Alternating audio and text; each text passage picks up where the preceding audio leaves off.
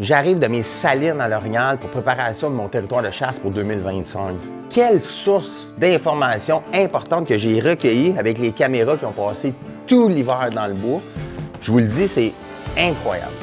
Qu'est-ce que j'aime faire, là? Ma dernière journée de chasse, je reload toutes mes salines, je remets du stock, je remets des blocs, je remets mes caméras. Bien évidemment, je mets des bonnes batteries à l'intérieur de mes caméras. Je remets des belles cartes formatées au complet. Je m'assure que les cartes SD sont à la perfection. Puis qu'est-ce que j'aime faire aussi souvent, c'est que j'aime ça mettre 2 caméras par saline.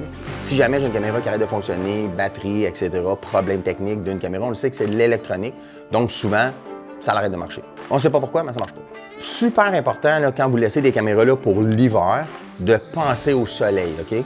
La caméra là, va avoir besoin du soleil pour la dégeler. Le soleil va y apporter une grosse source de chaleur, super clean pendant toute la saison de l'hiver, même à des températures super basses. Et vous allez voir, là, j'ai des photos là, en plein hiver. Il fait moins 20, moins 25, moins 30, puis les caméras fonctionnent quand même.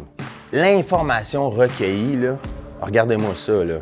On voit quelques jours après notre saison de chasse, on voit les mâles qui rentrent sur nos femelles, on voit les femelles, l'orignal qui rentre, le petit qui vient, le bas qui rentre, oups, un deuxième mâle qui rentre, un bas qui vient complètement ailleurs que j'avais jamais vu sur mes caméras, qui rentre un mois et demi après ma saison de chasse. En plus de ça, là, regardez l'information que je recueille.